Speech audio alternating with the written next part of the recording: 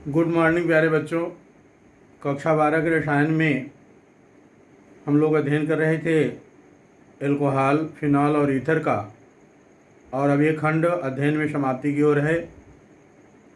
एक आध video ether के और होंगे, इसके साथ ही ये समाप्त हो जाएगा। ईथर के अध्ययन में हम लोग अध्ययन कर रहे थे ईथरों के रासायनिक गुणों का, और जिन अभिक्रियाओं की चर्चा हो चुकी उसमें आप को याद होना चाहिए, जो मन में आ गया होगा, formation of oxonium salt, formation of peroxide.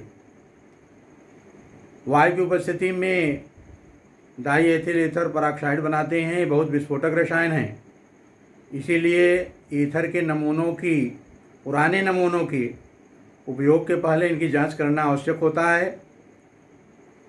Formation of oxonium salt में आप जान पाए कि जब सांद्र खनिज अम्लों जैसे HCl, H2SO4 की ठंडे में ईथर से क्रिया हो तो die ethyl oxonium chloride, die ethyl oxonium sulphate, ये लवण बनते हैं। चलिए अन्य अभिक्रियाओं की चर्चा करते हैं। रिएक्शन ऑफ CO, वे अभिक्रियाएं जिनमें CO बंध का विदलन होता है। ईथर का सामान्य सूत्र होता है ROR, और R में कार्बन ऑक्सीजन से जुड़ा रहता है। इस बंध के विदलन की अभिक्रियाओं को देखें। रिएक्शन विधि HI, हाइड्रोजन आयोडाइड से क्रिया। हाइड्रोजन आयोडाइड से क्रिया दो तरह से होती है। यदि ठंडे में क्रिया कराएं तो एथिल आयोडाइड और एथिल अल्कोहल बनता है। देखें, C2H5O C2H5, ये डाई एथिल ईथर है। HI से क्रिया कराएं तो एक H यहाँ जुड़ जाएगा, I यहाँ जुड़ जाएगा, बनेगा ethyl iodide, ethyl alcohol.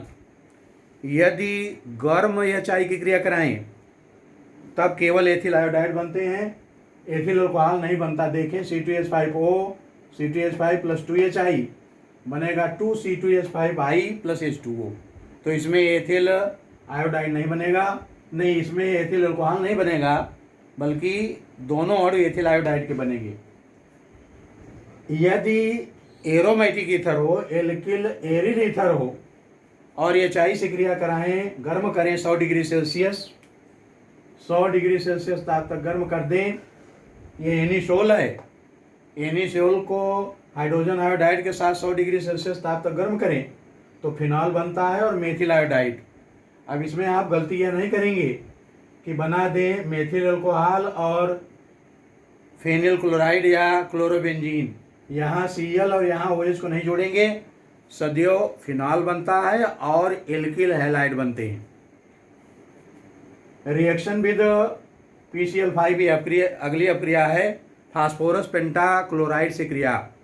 Die ethyl ether की फास्फोरस पेंटाक्लोराइड से क्रिया में एथिल आयोडाइड बनते हैं। एथिल आयोडाइड देख लें, C2H5O C2H5 प्लस PCl5 बनेगा दो अणु C2H5Cl यानी एथिल क्लोराइड का, और POCl3 फास्फोरस ऑक्सी ट्राइक्लोराइड। अगली अभिक्रिया है reaction with CH3COCl and CH3CO whole twice O, acetyl chloride acetic anhydride से अगर क्रिया कराई जाए तो दोनों अवस्थाओं में एस्टर बनते हैं। देखें, एसिटिल क्लोराइड की क्रिया हो रही है C2H5O C2H5 + CH3COCl, और बन रहा है एथिल एसीटेट CH3COO C2H5, ये एथिल एसीटेट एस्टर है, और साथ में एथिल क्लोराइड C2H5Cl। यदि एसिटिक एनहाइड्राइड हो और क्रिया कराई जाए डाई एथिल ईथर से तो दो अणु बनते हैं एथिल एसीटेट के, इसमें फिर एल्किल क्लोराइड नहीं बनता है, दोनों अणु एस्टर के बनते हैं। अन्य अभिक्रियाओं में रिएक्शन विद बेंजीन न्यूक्लियस। अब उन अभिक्रियाओं की चर्चा करते हैं जिनमें बेंजीन नाभिक भाग लेता है। आपको आर्थो पैरा निर्देशक प्रभाव बताए थे। यदि बेंजीन रिंग से मोनो प्रतिस्थापन में कोई समूह यहाँ जुड़ा हुआ है तो डाई प्रतिस्थापन में जुड़ने वाले समूह को ये कहाँ जोड़ने के लिए बाध्य करेगा, या तो 2 नंबर पर, 4 नंबर पर, या आर्थो पैरा कहलाएंगे, और या 3 नंबर पर इसको मेटा कहेंगे। और आपको जानकारी होनी चाहिए कि R OR, OH और X, ये NH2, ये आर्थो पैरा निर्देशक होते हैं।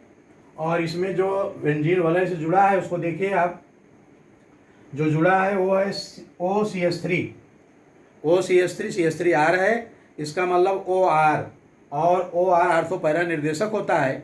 इसलिए इलेक्ट्रोफिलिक प्रतिस्थापन की अभिक्रियाओं में हाइड्रोजनीकरण, नाइट्रीकरण, सल्फोनीकरण में सदैव आर्थो पैरा उत्पाद प्राप्त होते हैं।